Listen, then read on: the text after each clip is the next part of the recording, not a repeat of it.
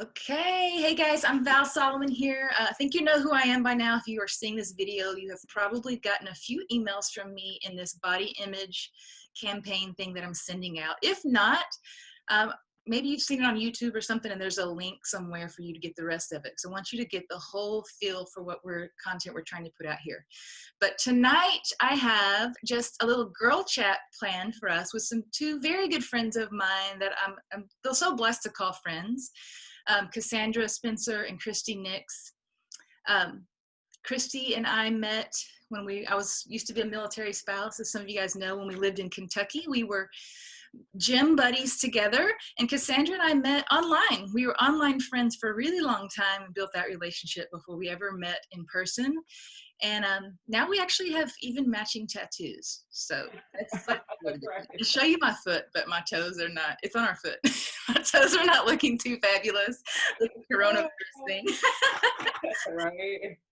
So let me tell you a little bit more about these girls. Number one, I called them on here because they're just gorgeous, confident, successful women, right? That's what we see. That's what we see on social media. That's what I know as a friend of theirs. But if you're seeing them on social media, that's what you're seeing, right? These women that really have it all together, that are fit and successful in their own right in business and all that. But we're going to get into the nitty gritty and see maybe if they've had any body image issues in the past, or if they've overcome that, if they're still dealing with any of that. So Christy is a wife and mom of three. She's a military spouse. They live in Georgia. Christy grew up an athlete. She was an amazing soccer player, played college soccer. And then as an adult, she has been a figure competitor, fitness competitor, been into powerlifting. She's an online trainer and a top level network marketer now with super successful business and entrepreneur. Cassandra is out in California. She's a mom of two, and she's a vice president of human resources. So big time, busy job there. Cassandra is a figure competitor as well. She's been doing that for over 5 years. She's an entrepreneur and coach to women as well, besides all this other stuff she does. And she brings a unique perspective as a Black woman. And she says she lives in a white environment. So we're anxious to hear about how that's helped shape some of her body image issues and all of that. So you guys know me. I've already said I'm Val Solomon. I'm a mom of four. Grew up an athlete as well. Been coaching women for years. Cassandra just asked me before I hit record, why are we doing this, Val? And the main reason is because this body image issue just keeps showing up, you know, like all these fabulous, amazing clients that we all have. You know, I'll get a progress picture that I think just looks banging, right? And they're like, oh, I just don't feel good in my skin, or I hate this picture, right? And so many of us women we see ourselves maybe not quite what other people see sometimes. So we're gonna just dive into this, okay? All right, girls. Let's start with Christy. Christy, can you tell us? This is kind of big question, but they got this question before, so maybe they're a little prepared. Tell us your body image story. What's the background on you? Did you have any influences growing up that helped bring you to where you are now with how you feel about your body image? Oh gosh, yeah. I think it's a bit all over the place, and I'd say I was very aware of my athletic frame at a young age. So I think, you know, before you're old enough to know that there's body types, right? I think I automatically idolized a body type that was very opposite of what I had. So I think that just goes back to, you know, no one teaches us or tells us to be content, or look how strong you are, you know, the good parts of what I did have. And growing up a soccer player, you know, I was moving a ton, exercising a ton. As I got older, we strength trained, and I still feel like, so comparison is probably a word I would use to describe my body image. I was constantly comparing my body to somebody else's and what I didn't have.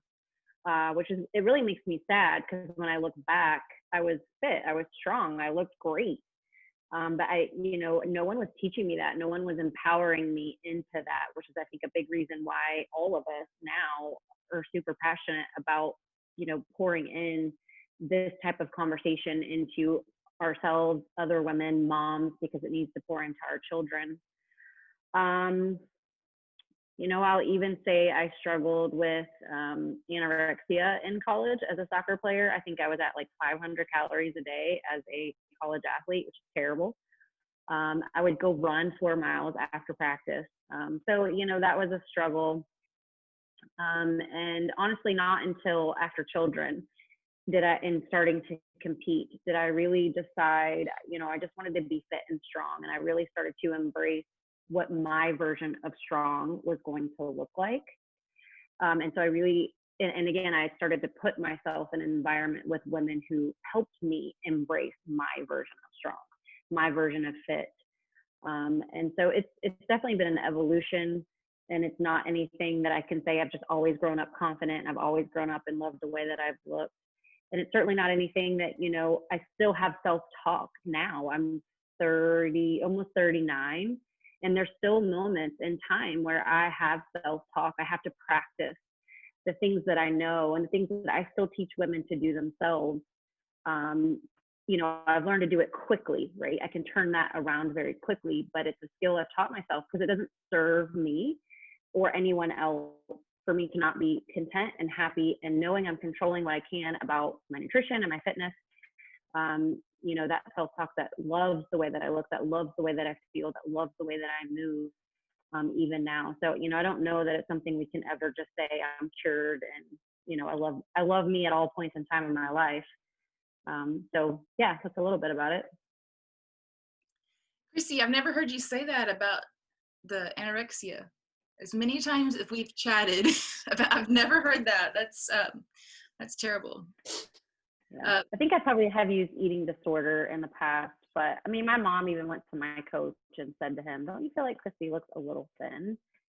And it was sort of the culture, you know, like girls were doing that. I had one friend, she ate a can of green beans every day. You know, that's all she ate was a can of green beans.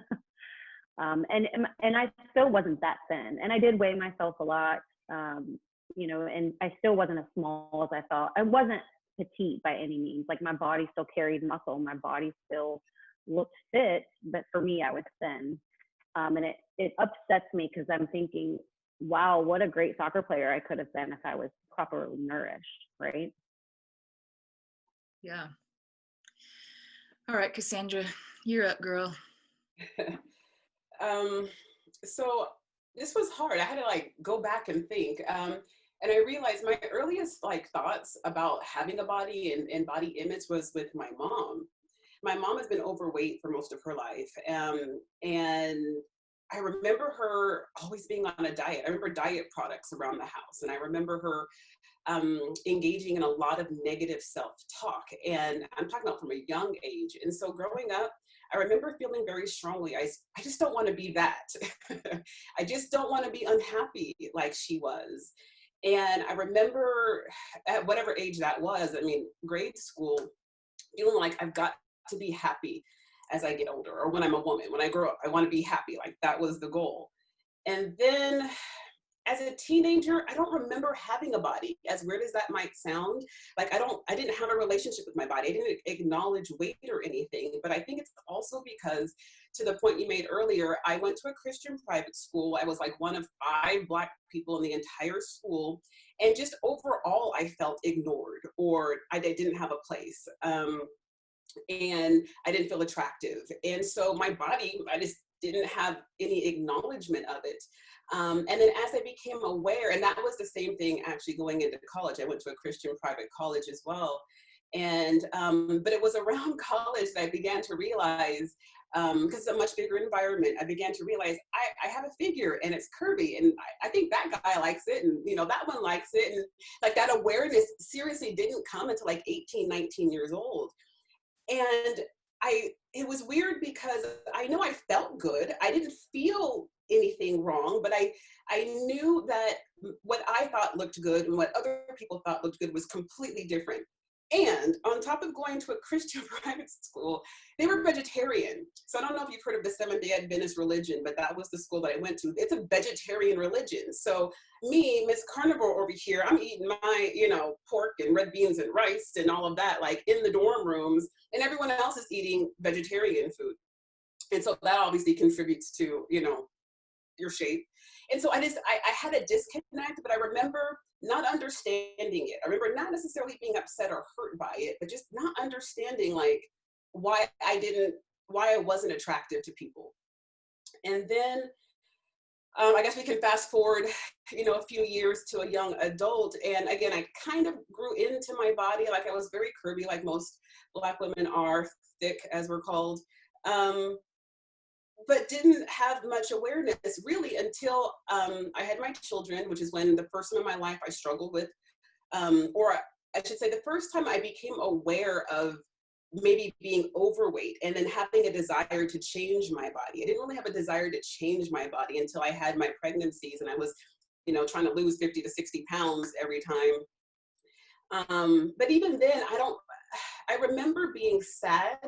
I don't remember being dissatisfied or upset with my body per se. Like I wasn't into comparisons at that point. I just remember not feeling good. And that's about when I discovered bodybuilding. And even when I found bodybuilding, I'll say that I can't say that I was necessarily attracted to those bodies when I would see women in the magazines. But what I knew was I wanted to feel how they looked. How they looked communicated something to me that I was like, oh, I want that. And then, so you guys know, I dove in, head first into bodybuilding for 5 years. And I think that was a gift in disguise because it was easy to kind of idolize those bodies until you learned what it took to have one, right? And then you realize it's all smoke and mirrors, and that what they do to hit the stage and what they do to prepare for those photo shoots is so limited that I don't know, it really changed my perspective. And the fact that I was exposed to so many beautiful women. There's so many amazing women out there. And when you compete and you travel and you see that and you're exposed to them, I remember thinking like, well, there is no such thing as like perfect, because look at all these, amazing different versions of perfection.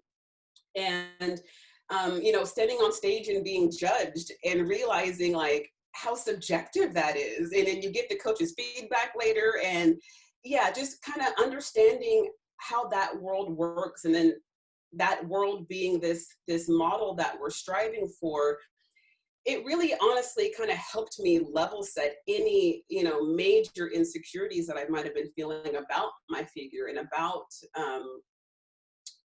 how I looked, because yeah, when you see the other side of things, so anyways, I walked away from that experience kind of to where I am today with feeling like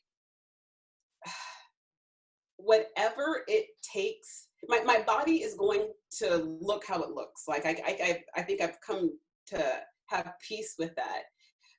It's going to look how it looks, but it's going to look its best when I feel my best. And when I feel my best, it's because I'm doing and engaging in activities and doing things that make me feel good. And I lean on that. I lean on, the lens of my body through whatever I'm doing at that time, if that makes sense. Like if I realize if I'm not sleeping, if I'm not getting my water, if I'm not taking care of myself, no matter how good I might actually look, I'm going to have a lens of not looking good. But if I'm taking care of myself and I'm drinking water, I'm getting plenty of stuff, even if I don't look good according to anyone else, I'm going to feel like I do because I'm taking care of myself. Yeah, I love that. You froze up a little. Can you hear us? So that's kind of where I've landed. Oh no, sorry. I can hear you fine. Yeah, good. I'm so glad you had that experience with competing. I did too. I feel like it helped me actually feel great about my not perfect body now. You know what I mean? Because I did it before. I know what it takes to get that really lean body that lasts literally 5 minutes, right? Because then you eat and you're not dehydrated anymore. But a lot of women come away from competing with not that perspective, right? It almost like makes them like obsessed, with wanting to maintain that look. I think Christy and Cassandra, all of us have been there and been like, okay, box checked, that was great, and I know I can do it again if I want to, but I'm okay not doing it again too, right? But there's a lot of women who really struggle not understanding that it's a short-term thing, right? It's not like It's not a place you stay. It's not a mountain you die on. It's something you reach. And are you going to still compete again this year, Cassandra?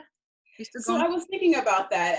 My gym is still not open, but I was debating because the goal was to compete before the end of the summer when I had all these vacations planned. Now all those vacations are canceled. So I was like, I could still compete. So I'm thinking about it. I don't know. I got to find a show. I'll let you know. Yeah, keep us posted. It's still not on my radar. I don't know why. I think I might be over it. But so I was thinking a little bit about my history. I remember at a very young age, my dad complimenting me on like being strong. And I think that has been a recurring thing in my life. And I don't know whether it's good, bad, or medium, but throughout my life, and as a teenager, as an athlete, and lifted weights and stuff, I got positive feedback on my strength, right? Oh, flex, Val, you're so strong. So throughout my life, except in my 20s, when I was having the babies and I wasn't exercising and I kind of lost myself then, that's really when I probably had the worst body image, because I don't know. I just felt, I used that excuse for a short time of like, well, I'm a mom now. This is what it is. I didn't understand. No, you just lost your strength, get back to the gym. And so I eventually did get back to the gym. And, like you girls, I have found so much confidence and stuff, inner and outer strength through taking care of myself, right? But I am finding that as I get a little older, even just in the last few months, like something is changing. I'm going to be 40 this year. And I feel like, I don't know, like I'm like going through a new shift of like, okay, now I have to get used to this new phase of life, right? And I don't know, we can get to that, but and maybe that's why this came up in my group, because it's mostly women around our age, 40 and older, that we went through this maybe period of time when we were younger, not feeling super confident. We found ourselves, we got strong, and then things are starting to shift again, right? Hormones are playing a role. Our bodies are just different, right? I feel like it's maybe a little harder to put on muscle all of a sudden. I've got to eat differently than I did 5 years ago to look a certain way. And so all of that, my friend Victoria was going to be on this call, but I'm going to record it with her because she couldn't make it tonight. But she is a esthetician and has helped me a lot, because all of a sudden my face is all wrinkly. That plays a role in how we think about ourselves, right? So I'm anxious for you to hear what she has to say too. But so even myself, just in the last few years, even though I'm confident and feel great in my skin and all that, I'm starting to feel like, there's some self-talk coming up just as I reach this new age. Okay, so the next question is kind of that. You girls are confident. You told us how you have come to this place that you're at. But tell us, let's just get real for a little bit. Is there any negative talk that you're battling at all on a daily basis? I know for myself, I definitely do. I look in the mirror, every day, and it's not always, woo, look at you, strong lady. It's not, I'm saying some things in my head. And like Christy said, I've learned to turn them off, but sometimes it stays on replay a little bit longer than it should. So what do you girls have to say about that? Yeah, I definitely have that, but I will piggyback off what Cassandra was saying. A lot of it is completely connected to the choices I'm making at the time. Like the negative self-talk will be significantly worse if I'm not making choices that serve my body best. And the changes that come as we age, I feel like that was things I learned young, when I was very, very young. At 13, I went on my first diet. I hurt my ankle, and so I couldn't play. And I think I put on about 15 pounds pretty quickly. And so I learned at a young age that I was always going to have to be intentional about my nutrition and my movement. And I think that's helped me long-term, because I've had to just honor my body with my choices. And so my negative self-talk seems to be almost directly related to where I'm at with my choices. And by choices, I mean, am I having too much sugar? Am I not getting enough sleep? Did I skip too many workouts? Am I focusing on too much cardio and not enough strength training? Where's my stress? But yeah, there's certainly times, and social media is a huge culprit, right? It's so easy to go on social media and see that body type that in our mind is that perfect body type. which even there's so many versions of that perfect body type, right?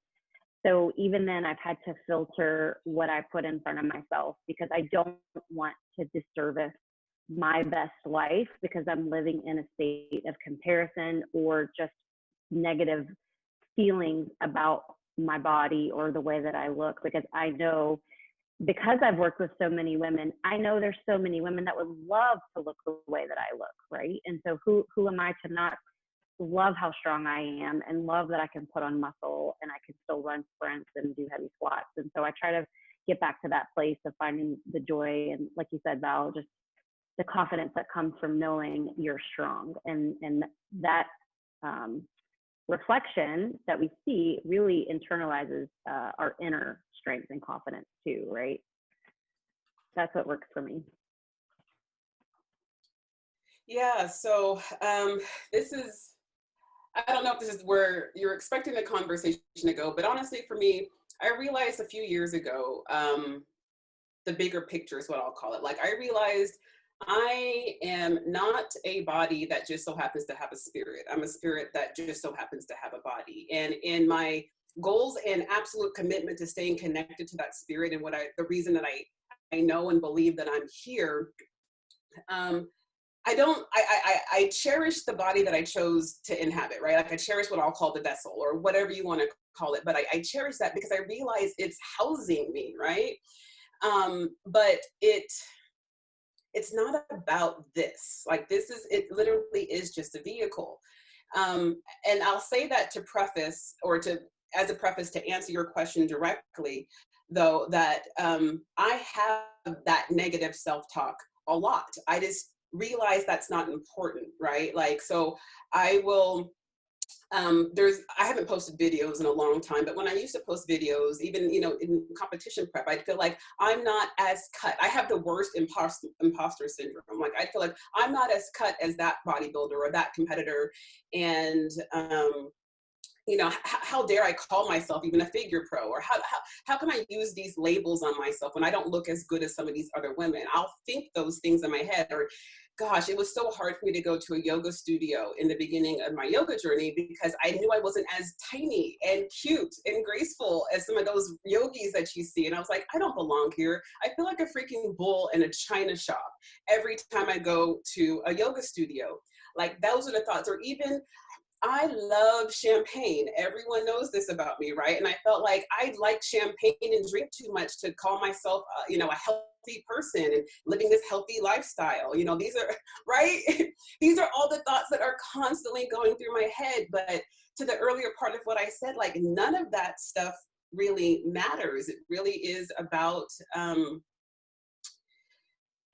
me getting back to myself and doing whatever, makes me happy. So when I wake up in the morning and I've got the new gray hairs and I've got the wrinkles, or, I'm bloated because I drank too much that weekend, and I have all of those things, when those things happen, I'm like, all right, well, let's get back to being Cassandra. What do I need to do today to, just be the most me that I can? And the body just is.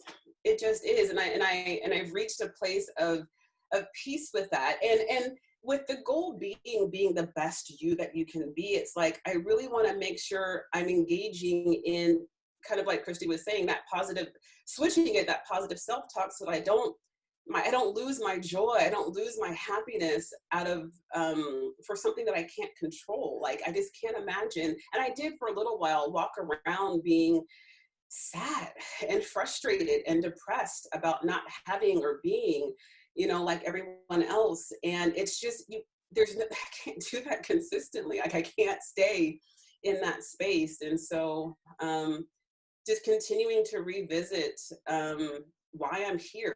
I've got a purpose, I've got a mission, I've got, things to say and women to talk to. And there's so many things that I'm in control of that I want to nurture and make better and share. Like, I don't have time to worry about this. You know what I mean? Like, I'll take care of it so it can aid me in that purpose. But like, that's it though. It's got to take me someplace, and I'll make sure it stays as healthy and strong and fit as it can to take me there. But that's about all I need out of it right now.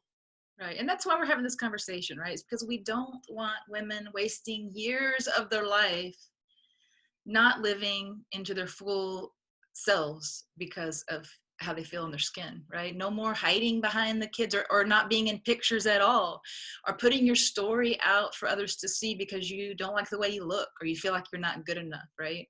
So that's exactly why we're having this conversation. And I feel like, really, like you hit on I mean, if you're watching this video, you're somehow tied to our fitness culture, right? You were interested in fitness to get connected to this. But even with that goal of fitness and being your best, striving for your best, that all three of us know that it wasn't our best selves, mind, body, and spirit, when we were our leanest, right? Like, really, my best is probably about now. I got a little, I have on some little booty shorts I could show you. Maybe I will in a minute. A little junk in the trunk because I'm living my life, right? I'm more relaxed. I've gotten in a lot of workouts this week. I've spent a lot of time with my kids. I was at my boyfriend's last week. We had a lot of good times together and drank and all that, you know what I mean? And so I'm really all in on my life, all in on my fitness. My nutrition's on point. Still got the cellulite. It's okay, right? It's okay. The times when I was my leanest, I wasn't able to do all those things, right? We missed out a lot on some of that stuff. Eating different food, saying no and all that. I'm not saying not to compete. There's a place for it, right? But I think all of us know it's a short-term goal, and then you get back to life. And that's really the third time here in just a couple days. Karen brought up, and Oprah says this all the time. We're not a body. We're a, what is it? We're not a body with this that just so happens to have a spirit. We're a spirit that just so happens to have a body. Yeah. So Oprah says it all the time. I listen to her podcast a lot. Karen brought it up last week on our call. Listening to Wayne Dyer book today. He said it, and then you said it again. So I think it's definitely a message to remember that. And I follow so many people on social media that have I can't think of his name. He has no limbs, no arms or legs. He's a motivational speaker. You guys know who I'm talking about. Yeah. There's so many people who are limited in their body, but are such a spirit, right? Are such a spirit. So I think that's Nick. Yeah. His name. Yeah. Yeah, it's true, and it's last name. I can't remember his last name. And another point I want to hit on, because you said it, like, if you're watching this, you're into the fitness culture. If a woman comes to me and she says, I need to lose 80 pounds, right? She does. For her health, we need to help her lose weight, right? So, but there is a part of that process that loves where you are, loves who you are as you get to where you want to be. And that losing 80 pounds, she might look like me. She might look more like one of you. She might look totally different than all of us. Her version of healthy is going to look different on her. And so I think that's the other part of the paradigm, right? Because you and I, or the three of us, come from competing, where it's one extreme, to there's a self-love culture that wants to ignore the disciplines and the habits of self-care as far as exercise and intentional eating. And I know for myself, if I don't like the way that I look in certain outfits or clothes, I'm not going to be happy, right? Because it's typically a reflection of the choices that I've made. So it's funny because it seems like extremes are easy. It's that middle ground that our culture seems to lack the ability to find, embrace, and truly live authentically in that middle ground. And that's what I want for more women, to find that power there. Yeah, for sure. Let's talk about this. Cassandra, we've had this conversation before. I'm trying to think if we did a video call on it or if you just wrote a blog on it or what. But, and this goes into, I have all boys, so I can't speak on this too much besides the fact that I was a little girl. But you got girls are raising little girls. And I keep thinking back to the quote that's like, I think you shared it, Cassandra. I know it's in the blog that you wrote that we shared on Gorgo. That's, don't tell me I'm beautiful. I didn't earn that. I didn't do anything to get that. Tell me I'm all these other things. And I think that's a great thing to talk about here. I've gotten to the point where, like, my boyfriend, he's amazing, right? So nice. And he'll tell me, oh, you're beautiful. It's my least favorite compliment he can give me. I'd much rather him tell me I'm creative, or I am doing great in business, or you know what I mean, or I'm helpful to whatever he did. Like those things, that's what I did. I put effort into that just to be pretty. I'm like, okay, well, I'm glad you think so, you know? So do you want to talk about that a little bit and maybe how it pertains to body image and what you're teaching your daughter? Yeah. I mean, it's everything. I mean, I don't remember when that article came out, but it was a few years ago now. It was a few years ago. And by the time I wrote that, I was already frustrated for a few years, because it seems like the compliment on your beauty is like the compliment that everyone wants. I've even had to catch myself on saying that about babies, you know, like, oh, your baby's so beautiful. And it's like, but I don't know why I've had to stop. I've encouraged myself to stop saying that, because one, I mean, even though the baby doesn't understand, I don't want to start that talk right in their life. And then that parent, I don't want them just to foster the beauty in the child. Like there's so many other things, but small sidebar.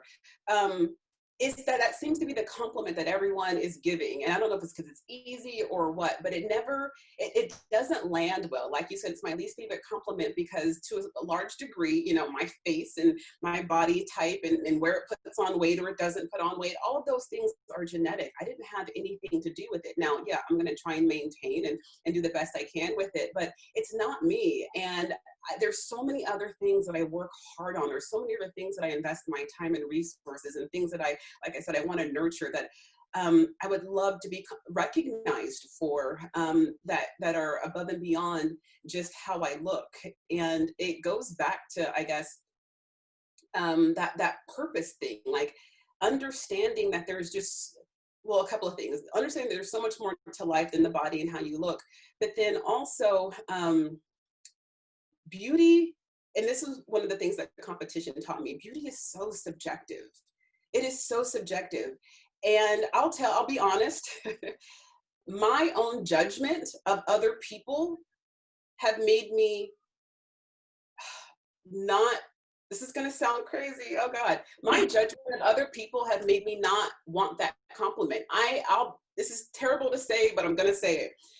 I've observed or, you know, seen online, someone's like, oh, you're so beautiful. You're so, you know, gorgeous. I'm like, no, they're not. I thought that. Don't tell me you haven't thought that. I'm like, no, you're not. Right.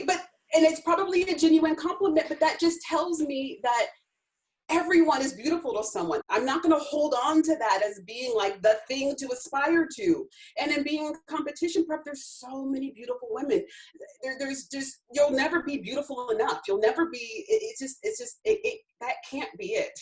That can't be it. And so I've just always tried to appreciate the things that I've got control over, the things that I aspire for, the things that I work hard for.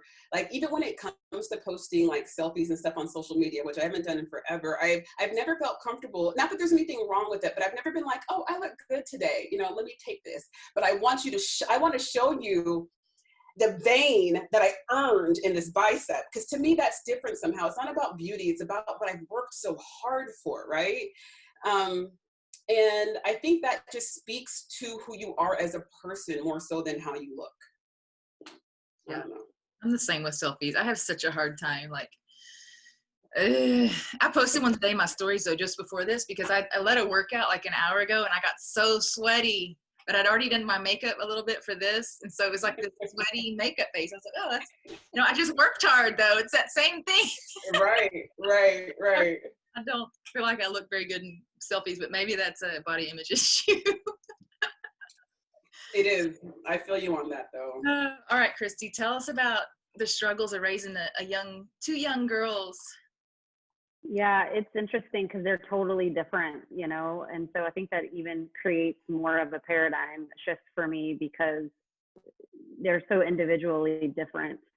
But yeah, you know, I think I did grow up wanting feedback about looking pretty, you know, I think too, I grew up pretty poor, if you will. And so, you know, I was constantly aware of what we didn't have, you know, and how I didn't fit in. And so I think just that lack mindset alone probably created a lot of need to be accepted visually. So, you know, my girls certainly don't have that. But having grown up that way and needing that to be filled, and now where I am and the work that I've done to get to where I am, I'm very intentional with the way that I speak to them and what I compliment them on. I'm really big on how they treat other people. You know, I really feel like the way you treat other people when I'm not watching or I'm not there to help you treat someone correctly or properly, that their character, I'm so big into their character, that will be what I spend time, you know, parenting or not criticizing, but helping form and shape the good and the bad. I'm really big on who they allow into their life. You know, I do feel like at a young age, it's important to let our children know that who they let in their inner circle, you know, is a reflection of them. They need to have good judgment there. So, you know, we spent a lot of time talking about that, but as far as having girls, you know, my youngest certainly has more of a desire to look a certain way. So, you know, it's important to help her. I want her to have that self-expression, right? Because a lot of it is self-expression as well. So I want to nurture the self-expression without her finding her worth in that outer appearance. But she's 12, so we're probably just scratching the surface there with her. My 14-year-old is, she's very intellectual, so I'm fortunate there that she I think I did tell her she was pretty one day and she got angry with me. So I'm not worried about that. But, you know, it was really awesome that my own child kind of put me back into a place that was like, oh, you're right. You did work hard in the game. You know, I had to restructure what I said to her to make her feel validated, as opposed to, you know, had nothing to do with how she looked. So kids are awesome.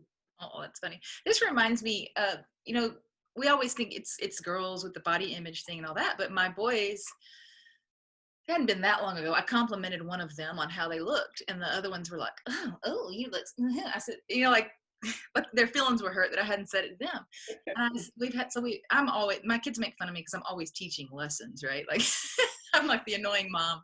So I said, look, just because I say that he looks great does not mean that you don't, you know? So I've had to have that. Someone else being beautiful doesn't mean that you're not beautiful, right? And I have to say, it's, you know, isn't it great that you're 4 boys, the oldest one here, but 3 boys, all so handsome, you know? It's great to have friends, and, you know, everybody can be beautiful. So I've even had to have that conversation with boys. And I remember that as a teenager, just kind of feeling like, I don't know, like there was a competition in prettiness, or, you know, I don't know. I think that's a teenagery thing. Maybe it's just trying to find your spot and where you fit in and all that. And so thank goodness we grow and we mature. And, you know, I think that the women a bit older than us probably think we're even silly having this conversation, you know? They're like, oh, I know that one of our friends, Christy, Laura Camp, she said, she's just in our business with us where we help women with weight loss. And she said, the women my age, they don't care about what they look like in a swimsuit. They just want to feel good, you know? So we're talking about age 60-ish. So that's something to look forward to, right? Like some of us here we still kind of care, right? We're still embarrassed if things aren't just right when we're in a swimsuit or something. But I think as we get older, maybe it's a new maturity level we reach. We're just like, you know what, take it or leave it. I'm going to the beach. I'm going to wear what I want. So hopefully we can, what I would like for us is to all to get to that place now. You know, let's not make it take 20 years, 30 years or whatever. Yeah, I think it's a choice too. Like, I think the way I feel about the way I look is a reflection of the choices I make in my life. So when we're talking about, Cassandra, you're saying, you know, you see someone that you don't think is pretty and everyone's like, oh, you're beautiful. And you're like, oh, maybe not. But, you know, so again, let's go back to what we see, right? Where do we see this? Where do we see things that we think are beautiful? Magazines, the TV, social media, right? And so those are choices. Like we choose to put the highlights, right? So for me personally, I love Instagram stories because you're going to get the raw, real. I don't have time to worry about how I'm looking to get this message out. So I love that I can portray myself that way. A very real and raw show up moment. But I forgot where I was going with this, but it had something to do with, you know, like finally getting to a place where I was so comfortable with myself that I was willing to go to like a nudist place, you know, like who cares, you know, like what I look like. Nudist place? Yeah. Yay. You'll have to I don't tell know if me my about parents. it. I don't know if my parents are listening. Cassandra does this, right? It's one of my Yeah. favorite things. I swear to God, it is the most Well, liberating so thing. I think that's what I was going to say. Like, I grew up pretty modest, right? Like, the culture I came from, even myself, I was extremely modest. A lot of my modesty was unhappy with the way that I looked, but a lot of it was what was bestowed onto me. And so, you know, as I've gotten into this age of a woman where I'm very aware of my choices and how my choices do or don't make me feel, you know, I'm, again, like I said, if I can't do this now, like, when am I going to do it? And so, you know, even I've done things like this with my husband. You know, it's fun for us. It's exciting, and there's no reason, you know, if it's not something you're into, that's fine. But I love that I've gotten to a place where I can embrace this vessel so much that I can be so free while I live in it in my spirit, and it's an amazing thing. And so I do encourage women to just be so aware of their choices, right? To live your best life. We should go to a nudist place together. Cassandra's You'll like, never go back. You'll never go back. Like, once you vacation nude, you'll never want to wear clothes again. oh my gosh, this is so funny. Oh, girls, we got about, I don't know, maybe 5 more minutes. Is there anything on your heart to say on this topic?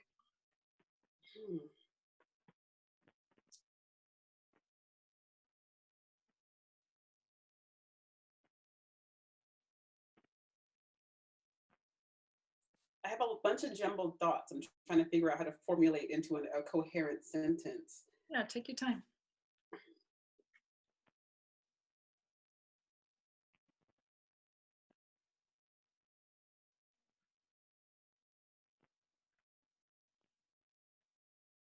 I guess it kind of goes back to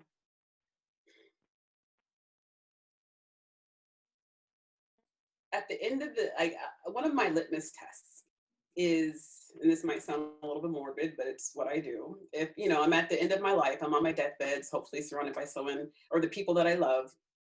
What am I thinking about? You know, what do I care about? Did I live a good life? Am I fulfilled? Do I feel like I've given all my energy and everything that I have in me? Did I give those things?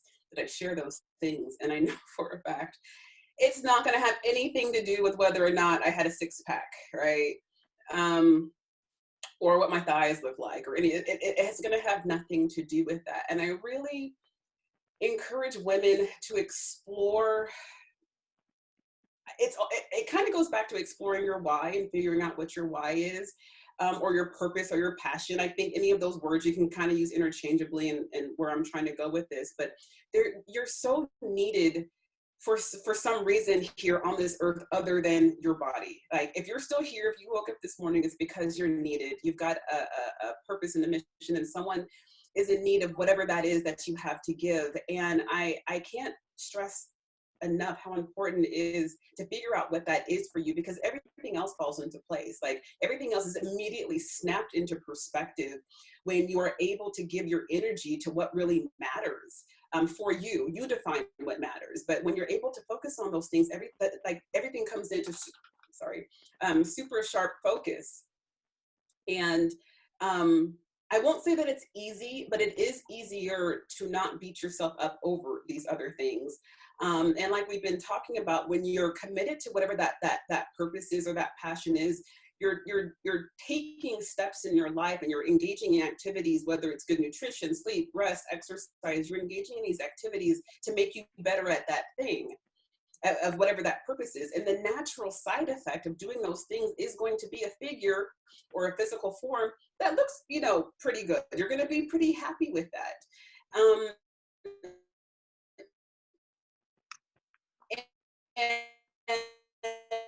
I feel like it's such again, that you want. Damn it, I don't know why. I can hear you guys fine. Can you hear me okay, or am I bad? I'll just say the very last thing you said. I feel like it's not an easy, but an easier domino effect to get the physical piece that you want, the figure that you want, when you focus on you being the best you can be in terms of your life's, you know, kind of work here. Yeah, it all falls into place from there. And so, like, free yourself the idea that the body is going to give you all the stuff that you want. Live the life, get the stuff that you want, and the body will fall into place. Right. Yeah, I love that. Mm-hmm. Christy, any final thoughts? Yeah, I mean, I would say the same. You know, I've gone from one extreme of trying to be skinnier than my body was ever going to be capable of being to gaining a ton of weight with pregnancy and having 60 pounds to lose and knowing I wasn't happy with an extra 60 pounds to competing and having the lowest body fat percentage I've ever had.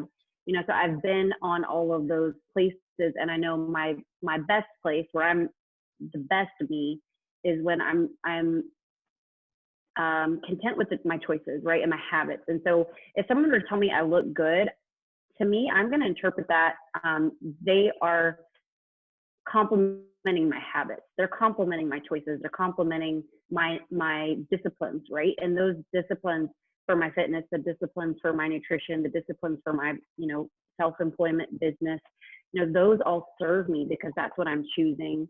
And I do feel like the reflection I see in my body is pleasing to me because I'm in a very happy place with my choices. And I always want women to choose themselves, to choose their health, to choose, you know, if they do need to lose 50 or 60 pounds, let's do it because I want you to choose yourself and feel amazing.